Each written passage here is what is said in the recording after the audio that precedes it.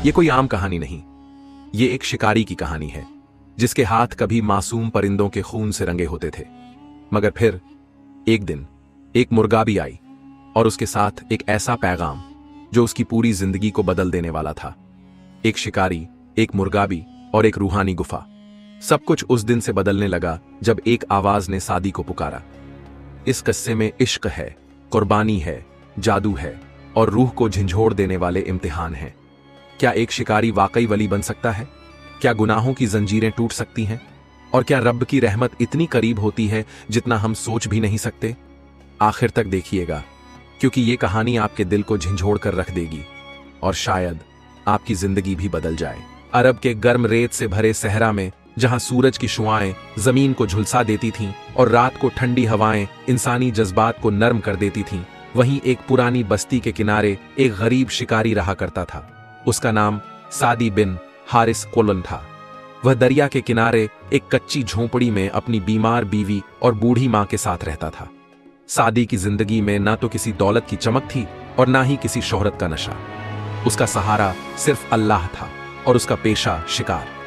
लेकिन यह शिकार भी अब आसान ना रहा था। दरिया में मछलियां कम हो गई थीं, परिंदे जैसे उससे कतराने लगे थे और जंगल की जानवरों में भी एक अजीब बेकरारी सी थी। सादी का चेहरा जला हुआ था सूरज की तपिश से, लेकिन उसकी आंखों में एक नूर था, तौकल का, सब्र का और कुछ खो देने का डर। उसकी बीवी हलीमा पिछले 4 महीनों से बिस्तर पर पड़ी थी, ना ठीक से सांस ले सकती थी और ना ही बात कर सकती थी। मां का भी हाल कुछ बेहतर न था, एक आंख से देख नहीं सकती थी और हाथ कांपते थे। सादी सुबह से लेकर दोपहर तक दरिया के किनारे जाल लगाता, मछलियां पकड़ता और फिर शाम ढले शहर जाकर बेच देता। मगर कई दिनों से उसे न तो मछली मिल रही थी और न ही कोई परिंदा उसके जाल में फंसता था। उसका दिल टूटने लगा था। एक सुबह जब सूरज की हल्की हल्की किरणें दरिया पर चमक रही थीं और हल्की ठंडी हवा चल रही थी, सादी ने दरिया के किनारे एक अनोखा मंजर देखा। एक सफेद रंग की मुर्गाबी जो आम मुर्गाबियों से कहीं ज्यादा खूबसूरत थी। उसका बदन चमक रहा था जैसे किसी ने नूर पोत दिया हो। सादी ने जल्दी से जाल फेंका, लेकिन मुर्गाबी ने ऐसा उड़ान भरी कि सादी हैरान रह गया। हर रोज सादी उस मुर्गाबी को देखता। वह दरिया के किनारे आती, थोड़ा पानी पीती, फिर आसमान की तरफ देखती और उड़ जाती। सादी को लगने लगा था कि यह मामूली परिंदा नहीं, कुछ और है। एक शाम जब सादी थक हार कर घर लौटा तो बीवी की आंखें भीगी हुई थीं। उसने हौले से कहा, सादी, क्या मैं जल्द ही रुखसत होने वाली हूं? सादी का दिल कांप उठा। उसने बीवी का हाथ थामा और कहा, ऐ हलीमा, जब तक मेरी सांस चलेगी तुझे राहत देने की कोशिश करता रहूंगा। उस रात जब सब सो रहे थे, सादी ने आंखों में आंसू लिए सजदे में सर रख दिया। या रब, तू ही मेरा मालिक है, मेरी बीवी को शिफा दे, मेरी मां को आराम दे और मुझे इतना कबूल कर ले कि मैं तुझसे कभी मायूस ना हूं।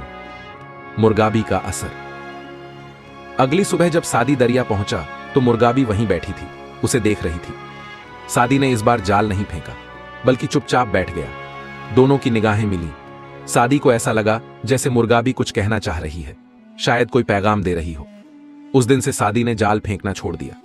बस बैठकर मुर्गाबी को देखता, उससे बातें करता और रोता। लोग उसे पागल समझने लगे, मगर उसका दिल कहता था, यह परिंदा अल्लाह की तरफ से भेजा हुआ कोई पैगाम है। एक दिन बीवी की हालत और बिगड़ गई। दवा की जरूरत थी, घर में खाना नहीं था। सादी ने दिल पर पत्थर रखकर फिर से जाल उठाया और दरिया की तरफ चल पड़ा। मुर्गाबी आज फिर वहां थी, लेकिन इस बार उसके साथ 2 और मुर्गाबियां भी थीं। सादी ने दुआ की, या रब, आज मेरे घर में भूख है, बीवी दर्द में है, मां बेबस है, मुझे हलाल रिज्क दे। उसने जाल फेंका, मगर मुर्गाबी ने फिर उड़ान भरी। एक बार फिर सब परिंदे बच गए। सादी वहीं बैठ गया, जमीन पर सर रख दिया और फूट फूट कर रोने लगा। या अल्लाह, क्या मेरी दुआ कबूल नहीं हो रही? क्या मेरा सब्र काफी नहीं? अचानक सादी की आंख लग गई। एक ख्वाब देखा। एक नूरानी शख्स उसके पास आया और कहने लगा, ऐ सादी, सब्र कर, ये मुर्गाबी तेरा इम्तिहान है, इसे कत्ल किया तो तू अपनी रूह को कत्ल करेगा। सादी चीख कर उठा, माथा पसीने से तर। वो घर वापस लौटा। मां ने दरवाजे पर उसका इंतजार किया और कहा, बेटा, अभी अभी मेरी आंख लग गई थी। ख्वाब में देखा कि एक उजाला सा हमारे घर के ऊपर ठहरा हुआ है। सादी ने अपनी मां को गले लगाया और दिल ही दिल में फैसला कर लिया, अब वह उस मुर्गाबी को कभी नुकसान नहीं पहुंचाएगा, चाहे जो हो जाए। उस रात सादी ने अपनी बीवी को बखूबी खाना खिलाया जो उसे एक पड़ोसी ने दिया था। फिर सजदे में गिर पड़ा। उसकी आंखों से आंसू बहते रहे। वो सिर्फ एक लफ्ज दोहराता रहा, या सबूर, या सबूर। अल्लाह के नाम या सबूर को तस्बीह की तरह दोहराते हुए नींद की आगोश में पनाह ली। दूर दरिया किनारे सफेद मुर्गाबी उस तरफ देख रही थी जैसे अल्लाह से शिकारी के लिए कुछ मांग रही हो। फजा में एक सुकून तारी था, लेकिन सादी की रूह के अंदर एक तूफान चल रहा था। अगले दिन सुबह जब वो उठा तो उसका दिल पहले से ज्यादा भारी था। वो जानता था कि अब उसकी जिंदगी पहले जैसी नहीं रहेगी। सुबह की नमाज के बाद जब वो बाहर निकला तो दरिया की तरफ जाने से पहले उसकी नजर बीवी पर पड़ी। हलीमा की आंखें आधी खुली थीं, होंठ सूखे हुए और सांसें धीमी। मां उसके पास बैठी तस्बीह फेर रही थी। बेटा, मां ने धीमे लहजे में कहा, आज दरिया मत जाना, हलीमा की हालत ठीक नहीं, मुझे डर है। सादी ने मां की बात काटते हुए कहा, अम्मी, मैं जल्दी वापस आ जाऊंगा, अल्लाह मालिक है। उसकी आंखें डबडबाई हुई थीं, मगर उसने उन्हें छुपा लिया। वो दरिया की तरफ चल पड़ा, लेकिन हर कदम पर उसके दिल पर बोझ था। वो खुद से पूछता जा रहा था, क्या मैं सही कर रहा हूं? क्या ये इम्तिहान का हिस्सा है? जब वो दरिया पहुंचा तो मुर्गाबी पहले से वहां बैठी थी, लेकिन आज उसकी चाल में बेचैनी थी। वो बार बार पंख फैलाती, आसमान की तरफ देखती और फिर सादी की तरफ। सादी ने पास जाकर पानी में जाल डालने की कोशिश की, मगर उसका हाथ कांपने लगा। अचानक मुर्गाबी उड़ी, फिर झील के बीचों बीच एक पत्थर पर बैठ गई और वहां से सादी को घूरने लगी। सादी ने ठंडी सांस ली। या रब, ये कैसी मखलूकन है, क्यों मेरी रूह को झंझोड़ रही है? उसने इस बार जाल नहीं फेंका, बल्कि जमीन पर बैठ गया और मुर्गाबी की तरफ देखने लगा। उसका दिल कांप रहा था, ऐसा लगा जैसे वक्त थम गया हो। मुर्गाबी ने एक बार जोर से आवाज निकाली, एक दर्द भरी पुकार। शाम ढलने वो वापस लौटा तो देखा कि घर के बाहर कुछ औरतें बैठी थीं। उसका दिल दहल गया। दौड़कर अंदर पहुंचा। मां जमीन पर बैठी थी, हलीमा का सर उसकी गोद में था। हलीमा की सांसें टूटने लगी थीं। सादी ने जल्दी से उसका हाथ पकड़ा। हलीमा, मैं आ गया, मैं यहां हूं। हलीमा ने अपनी धुंधली आंखें खोली और बड़ी मुश्किल से कहा, सादी, वो परिंदा, उसे तकलीफ मत देना, वो कोई और है। इतना कहकर उसकी आंखें बंद हो गईं। सादी की चीख निकली, हलीमा! मां रोने लगी। पड़ोसियों ने दौड़कर सादी को पकड़ा, लेकिन अब देर हो चुकी थी। हलीमा को उसी रात दफन किया गया। सादी ने किसी से बात नहीं की। उसके होंठ बंद और आंखें सुर्ख थीं। वो पूरी रात दरिया के किनारे बैठा रहा। मुर्गाबी नहीं आई। अगली सुबह जैसे ही सूरज निकला, मुर्गाबी आसमान से उतरी और दरिया के किनारे आई। सादी ने सर नहीं उठाया, बस बोला, तू जीत गई, मैं हार गया। हलीमा चली गई। तभी मुर्गाबी ने हल्का सा पर फड़फड़ाया और सादी के पास आकर बैठ गई। उसने अपनी चोंच से सादी की उंगलियों को हल्के से छुआ और फिर सर झुका लिया। यह मंजर ऐसा था जैसे वो ताजियत पेश कर रही हो। जब सादी वापस लौटा तो मां ने हैरानी से कहा, बेटा, अभी अभी आंख लगी थी, ख्वाब में देखा कि एक रोशन चेहरा कह रहा था, सादी को कहो सब्र करे, अल्लाह का हुक्म है, उसका इम्तिहान मुकम्मल नहीं हुआ। सादी चौंक गया। अम्मी, वो मुर्गाबी आज मेरे पास आई थी। ऐसी तसल्ली महसूस हुई जैसे कोई अपना हो। मां ने उसका हाथ थामा। बेटा, वो परिंदा कुछ और है। मैंने उसकी आंखों में देखा है जैसे किसी इंसान की आंखें हों। वो कोई रात छुपाए बैठी है। उस रात सादी ने अल्लाह से एक नया वादा किया। उसने कहा, या रब, अगर तू चाहता है कि मैं सब्र करूं तो करूंगा, मगर हक दिखा दे, मैं अंधेरे में नहीं चल सकता। फिर उसने तय किया, वो मुर्गाबी का पीछा करेगा, देखेगा कि वो कहां जाती है, कहां से आती है। शायद वहां उसे अपने सवालों का जवाब मिले। अगली सुबह सूरज निकलने से पहले सादी दरिया किनारे पहुंचा। मुर्गाबी आ चुकी थी, मगर इस बार उसने उड़ान नहीं भरी। वो दरिया के पार किसी तरफ देखने लगी, फिर धीरे धीरे उड़ चली। सादी ने अपने कदम मजबूत किए और उसके पीछे चल पड़ा। उसकी आंखों में हलीमा की आखिरी बातें गूंज रही थीं, वो परिंदा, वो कोई और है। सादी ने अपने कदम मजबूत किए और मुर्गाबी के पीछे चल पड़ा। दरिया के उस पार की जमीन वो नहीं जानता था। बचपन से लेकर अब तक उसका सारा वक्त इसी किनारे बीता था, लेकिन आज उसकी आंखों में सिर्फ एक मंजिल थी, उस परिंदे के पीछे छुपे उस रहस्य को जानना जो उसके अंदर सवालों का तूफान ले आया था। सूरज की हल्की किरणें पानी पर पड़ रही थीं। मुर्गाबी धीरे धीरे उड़ रही थी, मानो जानबूझकर सादी को मौका दे रही हो कि वो उसका पीछा कर सके। रास्ता घना था, कंटीली झाड़ियां और ऊंचे ऊंचे दरख्त। सादी की चाल एहतियात भरी थी। मुर्गाबी ने उड़ते हुए एक ऊंचे टीले के पास आकर रुकावट सी डाली। उसने वहां आसमान की तरफ देखा, फिर जमीन पर बैठे बैठे अपने परों को 3 बार फड़फड़ाया। सादी जो थोड़ा पीछे था अब धीरे धीरे करीब पहुंचा।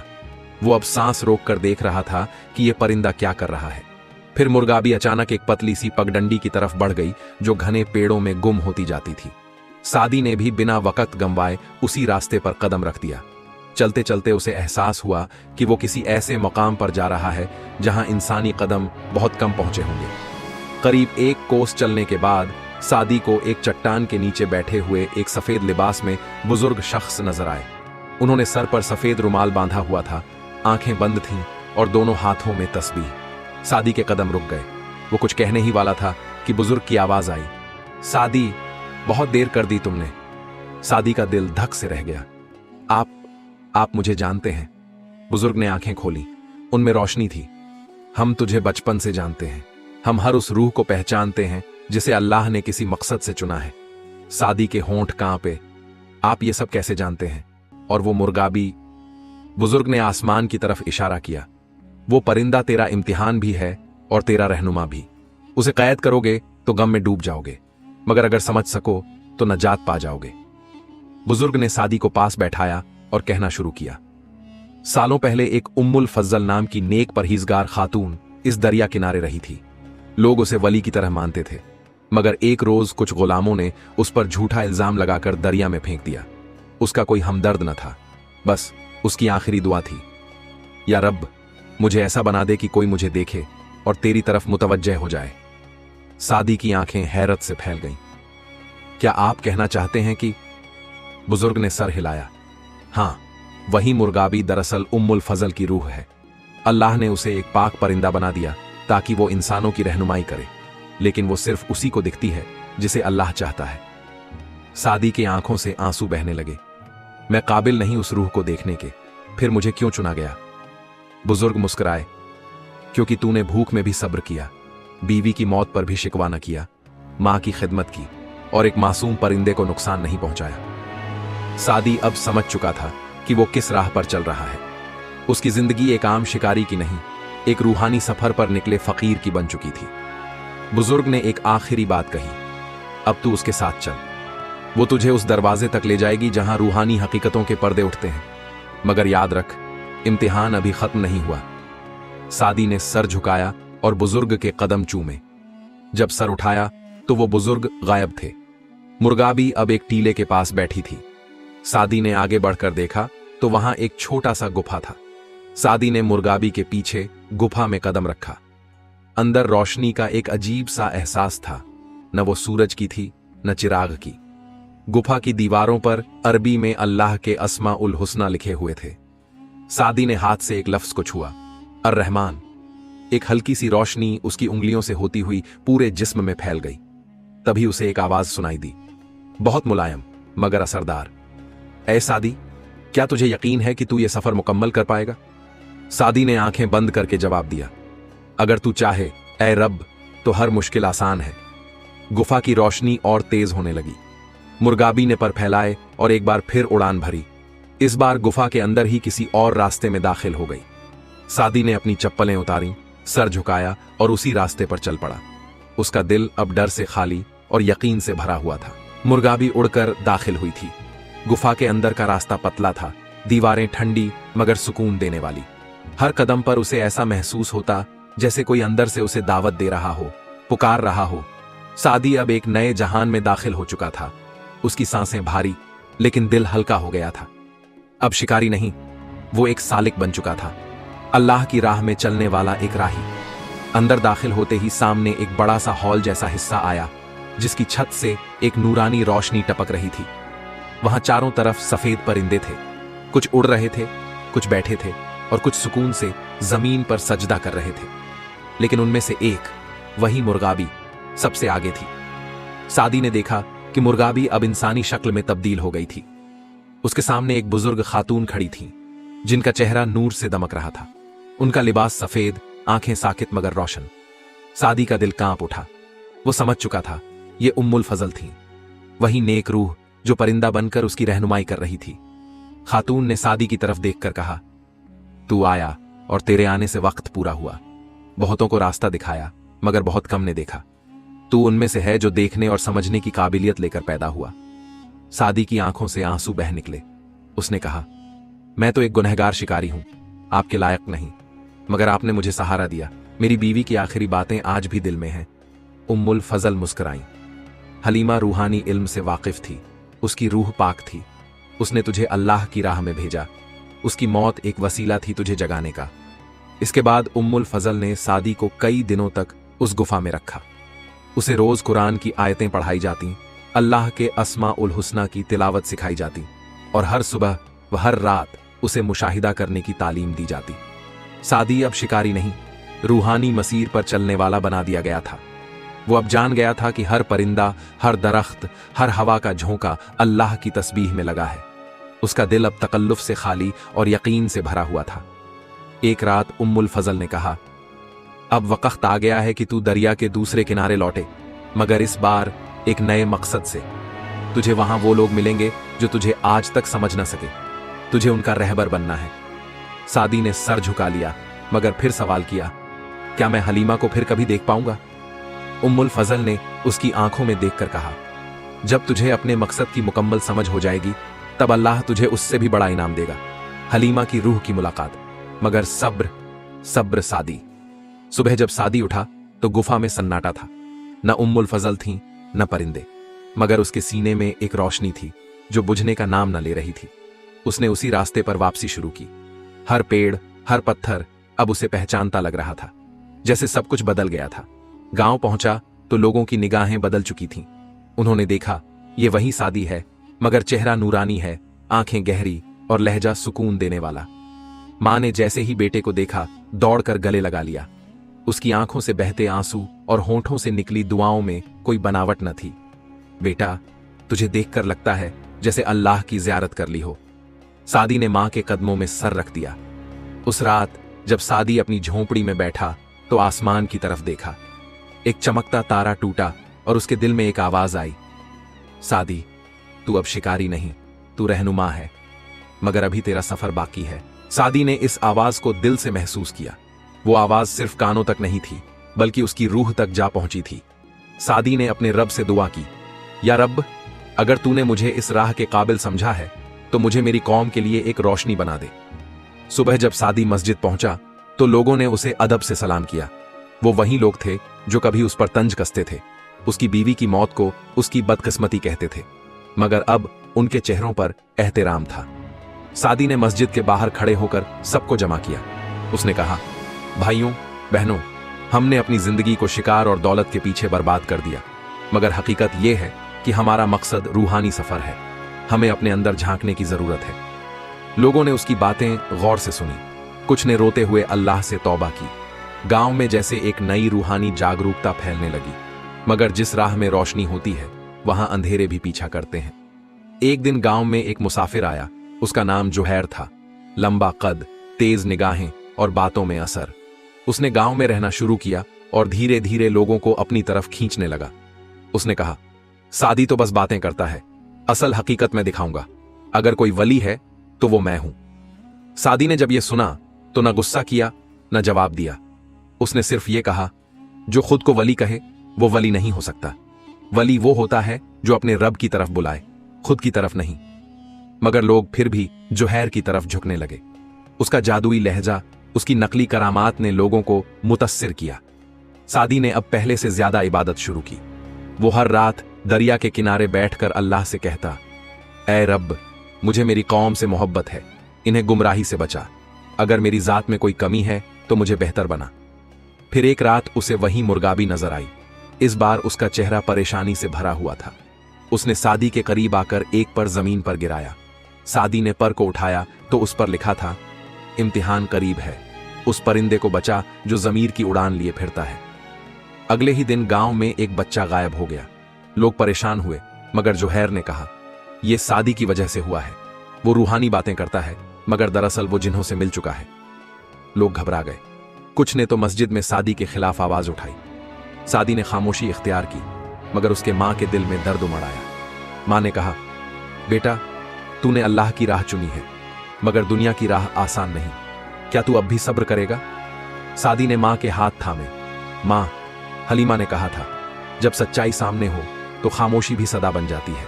मैं अल्लाह को अपना गवाह बनाकर चलूंगा। सादी ने अकेले ही जंगल की तरफ रुख किया, जहां से बच्चे के चीखने की आवाजें आती थीं। वहां उसे जुहैर अपने असली रूप में मिला, एक झूठा जादूगर शख्स जिसने रूहानी लिबास ओढ़ रखा था। जुहैर ने कहा, तू क्या समझता है? तुझे गुफा में कोई हक मिला? नहीं, वो भी मेरा मकाम था, मगर मुझे निकाल दिया गया। अब मैं तुझे मिटा दूंगा। सादी ने सिर्फ एक जुमला कहा, अल्लाह जिसको चुन ले उसका कोई बाल भी बांका नहीं कर सकता। फिर उसने दरख्त की तरफ देखा और एक आयत पढ़ी, हस्बुनल्लाहु व नीमल वकील।